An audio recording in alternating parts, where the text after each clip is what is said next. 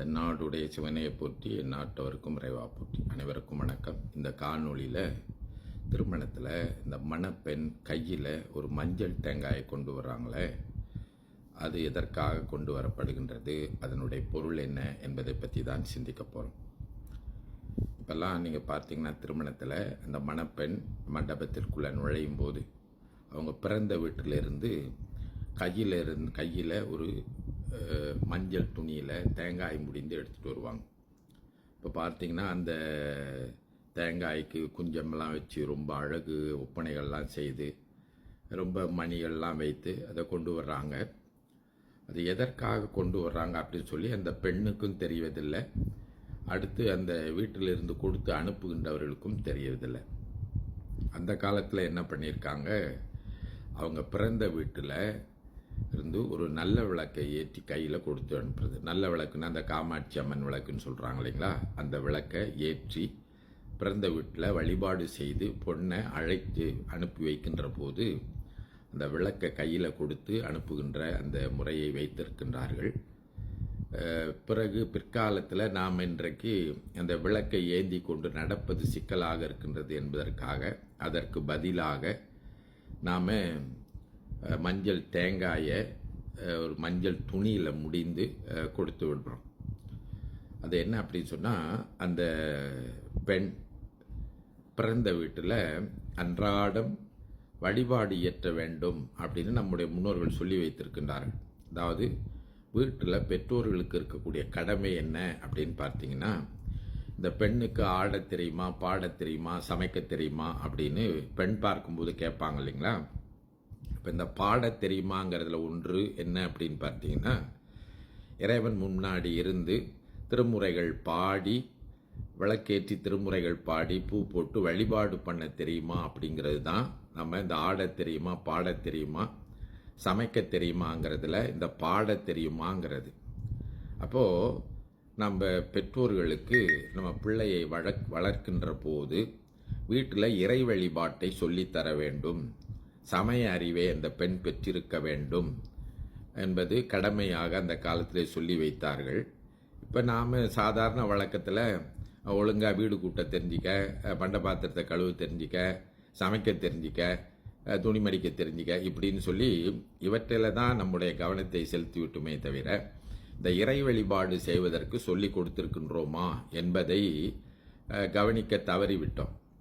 இருந்தாலும் பலர் அதை செய்கின்றார்கள், இப்பொழுது உணர்ந்திருக்கின்றார்கள். அதனால தான் பிள்ளைகளை சிறு வயதாக இருக்கும்போதே நம்ம திருமுறை வகுப்பு, சமய வகுப்பு இவற்றிற்கெல்லாம் அனுப்பி வைக்க வேண்டும். ஏன்னா இந்த பெண்கள் தான் வீட்டின் குல விளக்கு என்று சொல்கின்றார்கள். அப்படின்னா அந்த வீட்டில் இறை வழிபாடு தொடர்ந்து நடைபெறுவதை ஒவ்வொரு வீட்டிலையும் உறுதி செய்ய வேண்டியது இந்த பெண்கள் என்று சொல்கின்றார்கள். அதற்கு தான் அவங்கள குத்து விளக்குக்கு நிகராக அவர்களை சொல்கின்றார்கள்.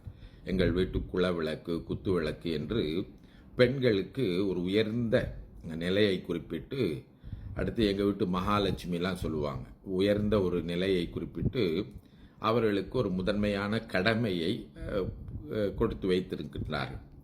அதை உறுதி செய்ய வேண்டியது பெற்றோர்களுடைய கடப்பாடு என்பதை நாம் இந்த திருமணத்தில் உணரலாம். அப்போது நம்ம பெண்ணை நம்ம வீட்டிலேருந்து அனுப்பி வைக்கின்ற போது இதுவரைக்கும் அவள் செய்திருக்கின்ற அந்த சிவ வழிபாட்டினுடைய பயனை அதோ அந்த விளக்காக எடுத்து செல்கின்றாள் அப்படின்னு சொல்லி, அந்த இறைமையை கையில் ஏந்தி செல்கின்றாள் என்கின்றதை சொல்லி விளக்கு கொடுத்து விட்டாங்க. அது கொடுத்து விட முடியாத சூழலில் இப்போ நம்ம மஞ்சள் தேங்காயை கொடுத்து அனுப்புகின்றோம் அப்படின்னு பார்க்குறோம். அப்படி அந்த மஞ்சள் தேங்காயை அந்த பெண் கொண்டு செல்கின்ற போது இனி புகுந்த வீட்டிலே அங்கே போய் அந்த வீட்டிலே இந்த வீட்டில் பிறந்த வீட்டில் செய்த சிவ வழிபாட்டு நெறியினை, சிவ வழிபாட்டின் பயனை புகுந்த வீட்டில் தொடரப்போகிறாள் என்பதை தான் நாம் என்ன செய்கிறோம், இந்த நம்ம வீட்டிலேருந்து அனுப்பிவிடும்போது, பெண்ணை அனுப்பிவிடும்போது கையில் இந்த மஞ்சள் தேங்காயை முடிஞ்சு கொடுத்து அனுப்புகிறோம். இப்போ அந்த தேங்காயை அவங்க என்ன செய்வாங்க, போகும்போது அப்படியே கொண்டு போய் பெண்ணை அழைக்கும்போது கொண்டு போய் திருமண மேடையில் வைத்து, பிறகு திருமணம் எல்லாம் முடிந்த பிறகு அந்த தேங்காயை மறுபடியும் புகுந்த வீட்டிற்கு நுழைகின்ற போது அங்கு போய் அவங்க வீட்டில் அவங்க பூசை அறையணில் அந்த தேங்காயை வைத்து அங்கு விளக்கேற்றுற பணியினை செய்ய வேண்டும். அதுக்காகத்தான் நம்ம பெண் தேடுகின்ற போது விளக்கேற்றுவதற்கு பெண் தேடுகின்றோம்னு சொல்கிறோம். அப்படின்னா நம்ம வீட்டை பெண் திருமணமாகி இன்னொரு வீட்டில் போய் விளக்கேற்றும், இன்னொரு வீட்டில் வாழ்ந்த பெண் நம்ம வீட்டில் விளக்கேற்றுகின்ற அந்த பணியை தொடரும். அப்போ இது வாழை அடி வாழையாக வந்த திருக்கூட்டம் என்று சொல்வது போல பரம்பரை பரம்பரையாக அந்த விளக்கேற்றுகின்ற அல்லது இறை வழிபாடு செய்கின்ற அந்த நெறி முறை அந்த தொடர்ச்சி இருக்க வேண்டும் என்பதற்காகத்தான் அவர்கள் இவ்வளவு முதன்மை கொடுத்திருக்கின்றார்கள். அப்போது நம்ம கட்டி கொடுக்கக்கூடிய அந்த பெண், நம்முடைய பெண் இறை வழிபாடு தெரிந்தவளாக இருக்க வேண்டும். இப்போ தமிழர்களாக இருந்தால் கண்டிப்பாக ஒரு சைவ குடும்பத்தைச் சேர்ந்த பெண்ணாக இருந்தால் அந்த பெண்ணுக்கு ஒரு திருமுறையாவது ஓத தெரிந்திருக்க வேண்டும். இல்லை வைணவ குடும்பத்தைச் சேர்ந்த பெண்ணாக இருந்தால் ஒரு திவ்ய பிரபந்தத்தில் ஒரு ஆண்டாள் திருப்பாவையோ அல்லது திருப்பல்லாண்டோ ஏதோ ஒன்று சொல்லக்கூடிய நெறி தெரிந்திருக்க வேண்டும். திருநீர் அணிய தெரிந்திருக்க வேண்டும். இறைவனுக்கு மலர் கட்டி போட தெரிந்திருக்க வேண்டும். இப்போல்லாம் பூ கட்டுறது, அதுக்காக தான் நாம் என்ன செய்கிறோம், பூ கட்டுற போட்டியெல்லாம் வைக்கிறோம்.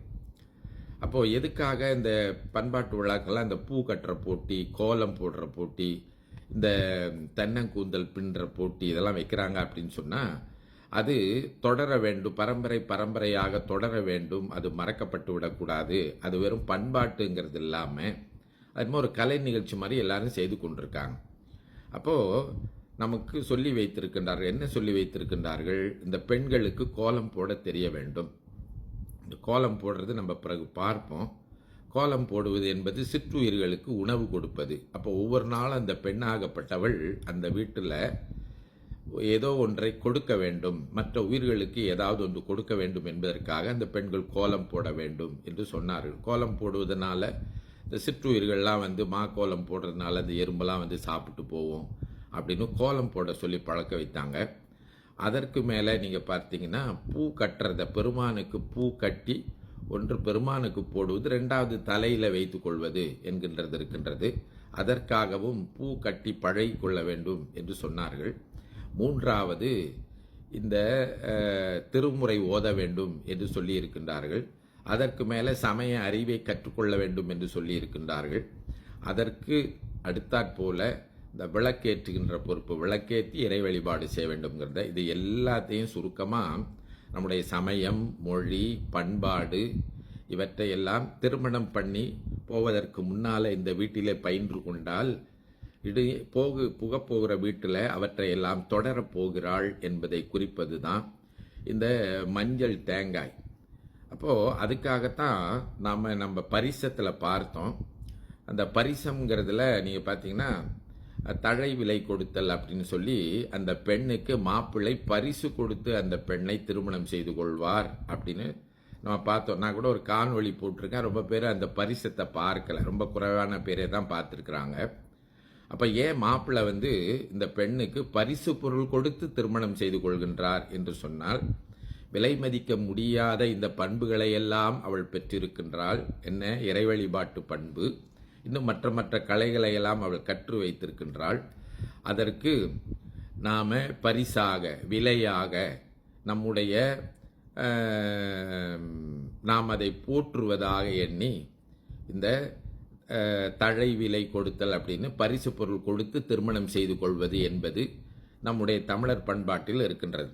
காசு கொடுத்து பெண்ணை வாங்கிட்டாருங்கிறது கருத்து இல்லை. இப்படியெல்லாம் அந்த பெண்ணை பெற்றோர்கள் வளர்த்திருக்கின்றார்களே, அவளுக்கு இந்த பண்புகளை எல்லாம் சொல்லி கொடுத்திருக்கின்றார்களே, அதற்கு விலை கொடுக்க முடியாது என்பதற்காகத்தான் நாம் அவளுக்கு பரிசு பொருட்களை வாங்கி கொடுத்து பரிசம் போட்டு அவளை திருமணம் செய்து கொள்கின்றோம்.